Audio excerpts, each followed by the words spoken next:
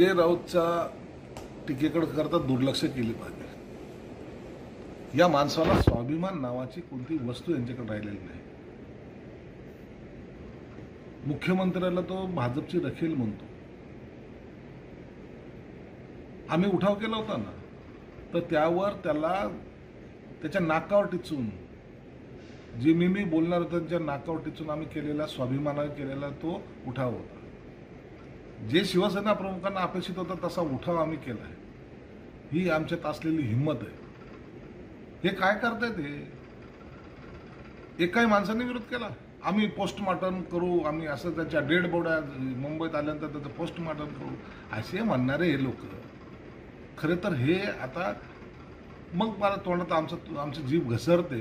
हे भडवेगिरी करायला लागले आणि आता यांनी ही भडवेगिरीची लाईन जी सुरू केलेली आहे ना, यामुळे हे बोलतायत आणि हे सर्वसामान्य शिवसैनिकाला किंवा महाराष्ट्राच्या जनतेला पसंत नाही।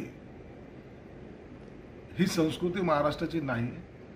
म्हणून संजय राऊतला त्याची जागा दाखवल्याशिवाय लोक सुद्धा गप्प बसणार नाही आणि त्याचा सगळ्यात मोठा जो लॉस जो होणार आहे तो उबाटा गटाला होणार आहे। आता संजय राऊत बोलताना असं म्हणालेत की खोटं बोलण्याची जर स्पर्धा ऑलिम्पिकमध्ये असती तर पंतप्रधानांना गोल्ड मेडल मिळालं असतं। यांचे सगळं बाईट काढून पहा ना। हे दर वेळेला स्टेटमेंट बदलणारी जी अवलाद जी आहे ना, यांच्या सगळ्यांच्या बाईट्स काढून पहा।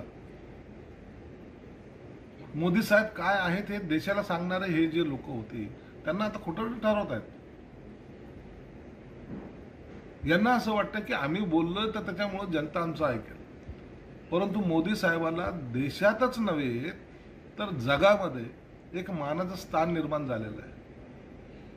अरे पंतप्रधान कसा असावा, तो भारत देशातला नरेंद्र मोदी सारखा असावा हे लोकांच्या मनोमन ठसले गेलेलं आहे।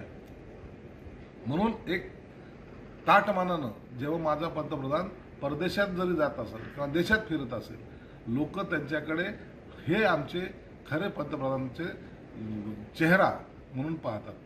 सरदार वल्लभभाई पटेलांनंतर इतका स्ट्रॉंग नेता मला वाटतं भारतामध्ये पहिल्यांदा या देशाला पाहायला मिळाला। शरद पवार यांनी काल बोलताना एके ठिकाणी असं म्हणाले, अजित पवारांच्या वाक्याला ते उत्तर देत होते। ते म्हणाले की मूळ पवारांना मतदान करा, बाहेरून आलेल्यांना नको। म्हणजे सुनेत्रा पवार या बाहेरून आलेल्या आहेत असं त्यांना कसं बोलू शकताय?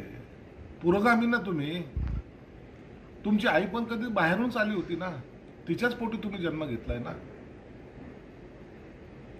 मग माता जिला आपण आदराचं स्थान देतो, वडिलांपेक्षा आईला जे महत्वाचं स्थान देतो, तिची किंमत काय मग तुमच्या नजरेत? महिलाचं स्वाभिमान म्हणता तुम्ही, मग त्या महिलाला ते तुमच्या आईला तुम्ही काय किंमत दिलेली बाहेरची?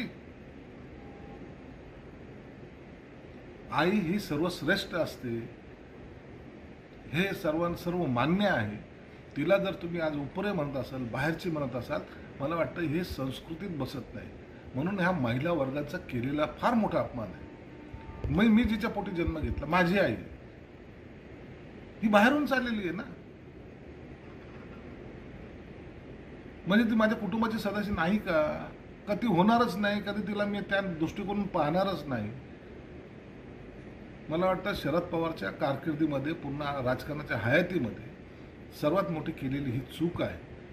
आईचं स्थान, बायकोचं स्थान त्यांना आजही त्याने दरवाजाच्या बाहेर ठेवलंय। त्याचं मला वाटतं महिला वर्ग निश्चित करेल आणि याच्यावर त्यांचे जे का राग आहे, संताप आहे ते व्यक्त सुद्धा